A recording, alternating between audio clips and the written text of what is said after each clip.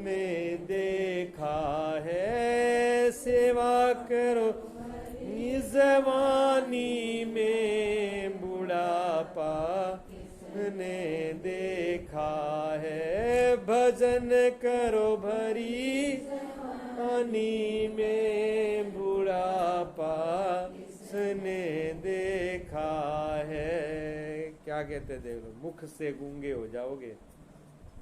जवानी के टाइम में तो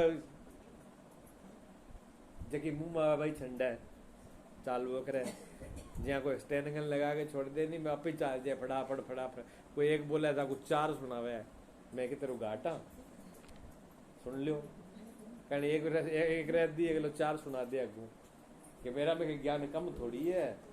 दादो दादी मन ने ज्ञान बताया, बताओ दादी दादी टाइम में ना कोई फोन हो, ना कोई कंप्यूटर हो, ना कोई आज जालो साइंस विज्ञान हो, ना कोई इंटरनेट आ, और मने ये अब ज्ञान सुनावा दादी दादी ने के बेरो है, बुढ़ी बुढ़ी ने बुढ़िया बुढ़ी ने बापड़ी ने और समझा दे, दादा जी थाने ठाक होनी आज के जमानो ही है, मोबाइल में आवे मोबाइल में आवे, दादो बापड़ो मोबाइल देख खड़ो दादो ही जाना है, चलो टब्बर है आज का, पर दादा नहीं तो बेरो तो है, तो मेरे लिए अक्ल ही में कोनी मोबाइल में, भले मैं सारो की तो है वो, पर जबकि जिंदगी में मैं अक्ल सीखी है नहीं, बा अक्ल वो कौन दे है, बा अक्ल तो जिंदगी में बाल सफेद है, जिंदगी को जी करके आते हैं, बाल सफेद है नहीं ये को नहीं आवा है, सौखा को नहीं आवा, तावड़ा को तप गया हुआ है, जिंदगी पूरी कोई जीता है कि सुख दुख है, अच्छा बुरा घाटा नफा समझ समझ के अकल आती है। अब अकल कोई मोबाइलों से नहीं आती, जे अकल मोबाइलों आवा नहीं तो थे 5-5 6-6 50-50 लाख रुपया मास्टर फीस जमा कौन करा हुआ थे कॉलेज में,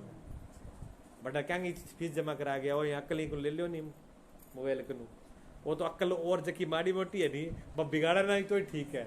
मन तो सक्की पर वही लग गया भी थोड़ी बहुत अक्ल है जकी मोबाइल में चली गई, क्यों माड़ी मोटी सुन लेता बुढ़िया बाढ़ लगा, थोड़ी देर सुख दुख की बैठ जाता, क्यों मोबाइल हो तो कोनी, थोड़ा बहुत टाइम हो तो दादी कर बैठ लेता, कहानी सुन लेता, कोई और बात सुन लेते, दादाजी कर बैठ लेता, थोड़ी देर पग दबा देता, सुख दुख की बात करता, दादाजी के कोई कहानी किस्सों सुन लेता, माँ बाप की सुन लेता। अब क्या है, दादो और दादी है मोबाइल है, दादो दादी तो गठी भूखा बैठा हो, प्यासा बैठा हो, किला कुन्ना बैठे हो, ठाक होनी मोबाइल होना चाहिए, मोबाइल में रिचार्ज होना, जे मोबाइल ना दियो रिचार्ज ना है तो पटकागा भंडा इन्नू बिन्ना करागे कौन दिया, ये मैं ये देख लो मेरी पढ़ाई खराब होगी, सो बहाना बनावा, मोबाइल चाहिए, लोटो पानी को लिया कोई फुर्सत को नहीं, अभी मैं 2 घंटा लग गया 3 घंटा आधी रात हो जाए मेरे कौन पड़े मोबाइल में कितना टप गया, अब ये हो गया। तो उसमें दिमाग बना तो नहीं बिगड़ा तो है, जब से मोबाइल आया है तब से बहुत बड़े घाटे हुए हैं, फायदे भी हुए हैं, पर फायदे तो लोग कम रहते हैं, फायदे तो लेते हैं कम, फायदा है दूर का काम जल्दी हो जाता है, जाना आना नहीं पड़ता, ठीक है। व्यापार के काम है, बड़े बड़े व्यापार है, एक व्यापारी को बम्बई जाना है, कलकत्ता जाना है, पूरे देश विदेश में व्यापार करना है, उसके पास मोबाइल है, वो वहीं बैठा बैठा अपने कमरे सब कर लेता है, फायदे हैं उसके। किसी को समाचार देना है, जाके आओ तो 1 दिन लगेगा, पैसा खराब होगा, टाइम खराब होगा, फोन लगाया घंटी कर दी, वो काम नहीं है करके बात खत्म होगी, इतने बात तो ठीक है। पर अब इसमें क्या किया, रिश्तेदारी, रिश्तेदार आ गया, मोबाइल में लगे, रिश्तेदार से बोलना को नहीं, उठना नहीं, बैठना नहीं है, कोई काम करने का समय को करना नहीं है, पढ़ाई के समय पढ़ाई करना, सारा टाइम उसी में लगा लगा के दिमाग की याददाश्त कम हो गई इससे, ठीक है ना।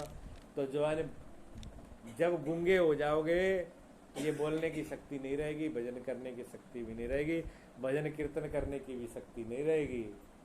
जवानी का टाइम में क्या है, कीर्तन करो को भजन करो, ये भजन कीर्तन बूढ़े बुढ़िया का बुढ़ापा का काम हुआ है, कब का काम हुआ है, शाना होता बे शाना है बेचारा, बुढ़िया बुढ़ी गूंगा है, मैंने केठा भजन किया हुआ है, मैंने पूछो नहीं, मैं क्या बेटा थाली तरह मैं यही करता, भजन बहुत औखो है, सौखो कौन है, हाथ से टुंडे हो जाओगे अगर हाथ पैर, जैसे जैसे बुढ़ापा आता है हाथ पैर जी काम करने छोड़ जाते हैं, फिर आप कहो कि हम सेवा कर ले नहीं कर ले, अच्छा नहीं होगा। जब तक इसमें ताकत है तब तक के हाथों से पैरों से सेवा करो, दान पुण्य करो, अच्छी कमाई करो, तभी तक करने के लिए, अच्छे कर्म करने के लिए, हाथ पैर किसी को सताने के लिए नहीं है, ठीक है ना। भजन करो भरी जवानी में, बुढ़ापा किसने देखा है, बुढ़ापा किसने देखा है, बुढ़ापा किसने देखा है। पैर से लंगड़े हो जाओगे, पैर से लंगड़े हो जाओगे, तीर्थ तुम कर नहीं पाओगे, तुम कर नहीं पाओगे। तीर्थ करो भरी जवानी में, बुढ़ापा किसने देखा है। तीर्थ करो भरी जवानी में, बुढ़ापा आहे। भजन करो भरी जवानी में, बुढ़ापा किसने देखा है, बुढ़ापा किसने देखा है, बुढ़ापा किसने देखा है, बुढ़ापा किसने देखा है, बुढ़ापा किसने देखा है। बोलिए सच्चिदानंद भगवान। तो बात कहाँ चल रही थी, कहाँ पर बात छोड़ी थी, बताइए। हाँ जी बोलो बेटा, संग ना बोल तो बोली तो सही थी। या याद है किसी को कहाँ छोड़ी थी बात? है वही गुड़िया ने सही पकड़ा है। आप कहीं से ठिकाने पर नहीं है, बिल्कुल सही वही खड़ी है। इसको कहते हैं सुनना, इसको बोलते हैं सुनना। दादू जी रज्जब को कह रहे हैं बेटा शादी कर ले, यहाँ छोड़ी थी बात, ठीक है ना। कहाँ पहुंच गए थे, कोई कहीं पहुंच गया मोबाइल में, कोई घर वाले के पास, कोई घरवाली के पास, इससे काम थोड़ी चलेगा। हाँ, जहाँ बात चल रही है वहां पर अगर ध्यान होगा तो बात पकड़ में रहेगी। दादू जी समझा रहे हैं ये बात इसको, रज्जब को, कि बेटा कान में कहा धीरे से, क्योंकि जब दादू जी को ये लगा कि काम तो बिगाड़ दिया, रंग में भंग डाल दिया। लोग कहेंगे बाबा जो है रंग में भंग डालते हैं, ब्याह शादी में तो इसको नोनता ही मत दो, ब्याह शादी में नोन तो दियो नहीं, और बेरो कोनी भी दुल्ला राजा तो बिना जान लाग रहा है, दुल्हन घटी बैठी है तो लोग बुराई करेगा। तो दादू जी ने कहा लोग बुराई करेंगे तो रज्जब को समझा देते हैं। तो रज्जब के धीरे से कान में कहा कि बेटा अभी तो जवानी है, अभी कोई बुढ़ा नहीं हो गया तू, सन्यास के लिए भजन के लिए बहुत टाइम पड़ा है, अभी तू ब्याह एक काम तो पूरा कर ले, पहले शादी कर ले, उसके बाद सन्यास ले लेना। तो कहते इतनी बात सुनते ही रज्जब जोर से रो पड़ा। अभी तक तो लोग जूत मारने को तैयार थे, रज्जब को मारने के लिए तैयार थे, काटने के लिए, जान लेने के लिए तैयार थे, लेकिन रज्जब को कोई फर्क नहीं था। लेकिन जैसे ही ये बात दादू जी ने बोली तो रज्जब जोर जोर से रो पड़ा। उसने कहा गुरुदेव ये बात आप मत कहो, ये दुनिया तो मूर्ख है, इनको तो ज्ञान नहीं है, ये अज्ञानी है, इनको इस चीज का पता ही नहीं है, इसलिए मुझे ये नरक में लेके जा रही है। लेकिन आप तो आंख वाले हो, आप तो जानकार हो, आप सदगुरु हो, आप मुझे इस नरक से निकालने के लिए आए हो, ये बात आपके मुंह से शोभा नहीं देती। आप ऐसी वचन कभी मत बोलना, आज के बाद ऐसा वचन कभी मत बोलना कि तुम वापिस लौट जाओ। मैं अब वापिस जा नहीं सकता, जहाँ तो आप मेरे प्राण ले लो और जहाँ फिर मुझे संन्यास दे दो, दोनों में एक काम पक्का है। तो दादू दयाल ने कहा फिर तू पक्का है तो गुरु भी पक्का ही है। दादू जी ने वहीं उसको संन्यास दे दिया रज्जब को, और अपने साथ में लेकर चले गए। उधर तो उसको चले गए, उधर जो वो कन्या थी जिसके साथ शादी होनी थी, उसको लोगों, गांव के लोगों ने जाके समाचार दिया कि तू तो सज धज के बैठी है, दुल्ला राजा तो भगवा कपड़ा पहन के बेच जेल गोटी लगा के, तू कितना सज्जा धज है। बाओ तो ब्याह हो गया बेटा कांकड़ परी, एक महात्मा जी आया, वहां सागा कर दिया, वहां फेरा सतगुरु ने फेरे डलवा दिए उनके, सतगुरु ने फेरे डलवा दिए। जब तो चले गए, उसने कहा मजाक कर रहे हो कि सचमुच कह रहे हो? क्या नहीं सचमुच कह रहे हैं, मजाक नहीं कर रहे? कहीं यकीन को नहीं आवा, मेरी माँ और मेरे पिताजी को बुलाओ। माँ और पिताजी को कहा कि पिताजी माताजी ये बात सच बोल रहे हैं? तो हाँ बेटा ये बात सच है, तू और कोई लड़का पसंद कर ले तो तेरी शादी दूसरी जगह कर देंगे। उसने कहा पिताजी जब जिसको मैंने चुना है उसके किस्मत में योग है तो मेरी किस्मत में योगी है। मैं घर पर बैठी जो वो गुरु के पास बैठ करके योगी है तो मैं घर पे बैठी योगुन हूँ। मुझे कहीं भी मेरी शादी नहीं करना, मैं घर पे बैठ के भगवान का भजन करूंगी। और उसने भी घर बैठे ही योग ले लिया, भगवान के भजन में लग गई।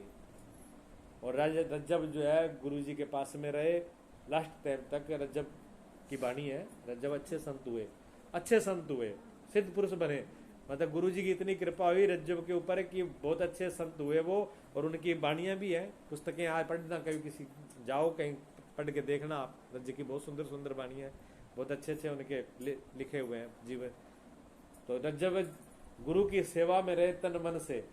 और जब दादू जी ने शरीर छोड़ा, दादू जी ने जब शरीर छोड़ दिया तो रज्जब आंखें बंद करके बैठ गए।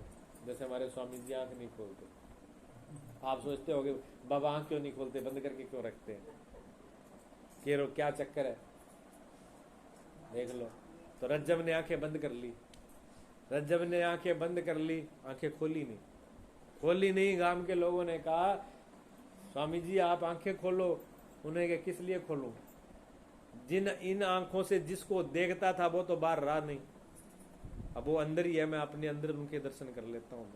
मुझे बाहर कुछ देखना ही नहीं है, मुझे बाहर कुछ देखना ही नहीं है। जिनको देखने के लिए मैं आंखें खोलता था वो अब बाहर है नहीं, वो मेरे अंदर ही है। अब उनके दर्शन अंदर ही कर लेता हूँ, ये आंखें नहीं खुलेंगी। और कहते हैं रज्जब ने आखिरी सांस तक आंख नहीं खोली, आंखें बंदी रखी। ऐसे ऐसे शिष्य हुए गुरुओं के।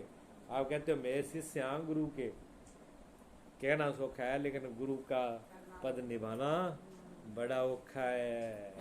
आप कहते हैं महाराज जी ने आंखें बंद क्यों रखी, पता नहीं महाराज जी क्या क्या देख रहे हैं, किस किस के दर्शन आप सुन रहे हैं, वो दर्शन कर रहे हैं। पता है सीधी दृष्टि लगड़ी कठाई है बाहर के बाहर। सहजो देखो उनकी शिष्य हुई सहजो भाई क्या कहती है, कहते हैं अंदर के पट तब खुले जब बाहर के पट दे, अंदर के पिया तब मिले जब अंदर के घूंघट खोले। अंदर के घूंघट खोले तब तुम्हें पिया के दर्शन होंगे। और कब होंगे? जब बाहर के पट दे। ये बाहर वाले पट, बाहर वाली आंखें जो कानों से आंखों से जो बारी बार देख रहे हो, बारी बार भाज रहे हो, इनको देखना भाजना बंद कर दो। आंखें बंद करके थोड़ा थोड़ा अंदर दर्शन किया करो, अभ्यास करो आंखें बंद करके अंदर देखने की। के एक राम अंधेरो दिखा मां देखा तो गड़ी जुंजाल आवे तो पहला तो जुंजाल ही आवेगा और क्या होगा। पहला अंत के बड़े दर्शन होंगे। देखो बाहर से, अब बाहर धूप है ना, धूप में जाके खड़े हो 10 मिनट, और 10 मिनट धूप में खड़े होकर के फिर आप कमरे में जाना, आपको दिख जाएगा? नहीं दिखेगा, धुंधला धुंधला देखेगा। कई देर आंख मिचोगे बंद करो, पर 10 मिनट तक कमरे में बैठे रहना। 10 मिनट अगर आप कमरे में बैठे रहे तो कमरे में दिखना लगेगा भले अंधेरा हो। जब एक सादी फकीर हुई है राबिया, मुसलमान फकीर हुई है राबिया मुसलमान फकीर थी, तो बहुत अच्छी फकीर थी। एक दिन शाम का टाइम था, थोड़ा थोड़ा अंधेरा था, 12 गली का माँ आकर के गली में रेत तो चढ़ रहे हो गोड्डा पूरा। मैं माँ आगे हाथ मारा ही, मैं हाथ मारा जब बैठ करके कॉलेज, बड़ा कॉलेज था इधर, स्कूल है, उस स्कूल में से बच्चे आते थे इधर जाते थे रोज, उन बच्चों का जाने का टाइम था। उसी टाइम पर वो हाथ मारे थी। बच्चे जो है 9 उम्र के थे, जिन छोरियां छोरा छोरियां पढ़े लिखा, वहां देखो बाप रे बुढ़ लिया, शादी भी बुढ़ लिया, हाथ मार ला ही रहता मैं। तो एक छोरा के आप पूछ लिया कोई पता कोई चीज गमी हो है, आप ढूंढा दिया कोई चीज गमी है। तो जाके एक ने कहा कि माता जी के हाँ आप क्या ढूंढ रहे हो, बेटे में हाथ क्यों मार रहे हो? कि बेटा मेरी सुई गुम हो गई, वो ढूंढ रही हूँ। सारा छोरा ने क्या बापड़ी बुढ़ ली, एक ली तो रेता का माँ किया सुई ढूंढेगी, चलो थोड़ा थोड़ा सारे जना मदद कराएंगे ढूंढावा जब एक छोरो कर लेगा क्या ढूंढावा तो सही, पर रात तो लंबो चौड़ो है। पहले बुढ़ ली नहीं है तो पूछो अभी सुई पड़ी गठा है, बट तो ढूंढा सुई अठा पड़ी है, ढूंढा बट्ठा ही है, और सारा रेतो छाड़नो फायदो कि अंताजो तो वह क्या बात तो ठीक है। तो क्या मऊ कहाँ कहीं बतावा सुई पड़ी गठा है, कि बेटा सुई तो माँ कमरा में पड़ी, कि जब सुई कमरा में गम्मी तो माऊ बा कमरा में मिलेगी, अठा कौन मिले है, अठा गली में क्या में ढूंढा है। क्या बेटा क्या करूं, कमरे में तो अंधेरा है और यहाँ प्रकाश था बाहर, इसलिए प्रकाश में ढूंढ रही थी। छोरा ने मत्थे पे हाथ मारा, माऊ अच्छो दिमाग खराब, मारो और दिमाग खराब कर सके भैया। अंधेरो है कमरा में तो चारणों कमरा में ही करना पड़ेगा, कमरे में ही चांद प्रकाश करना पड़ेगा और वहीं सुई ढूंढना पड़ेगा, वहीं मिलेगा। छोरा देखे बाबू अच्छी बुद्धि बनाई, क्या हंसन लागे। तो इतने देखे राबिया खड़ी होकर के वो भी हंसने, क्या बेटा वही तो मैं कह रही हूँ, वही तो मैं कह रही हूँ थे, दुनिया में अंधेरा में के खोज लाग रहे हो, वो माई मिलेगो, वो गमेड़ो माई है। जिस शांति को, जिस सुख को, जिस आनंद को, जिस प्रेम को आप दुनिया में ढूंढ रहे हो वो दुनिया में मिलेगा नहीं, वो हृदय वाले कमरे में ही है। अब इंद्रिय कमरे में क्या अंधेरो है, तो अंधेरो तो मऊ भी क्या अंधेरो है कमरा में, पर थोड़ी देर देखोगा तो दिखने लाग जाओ।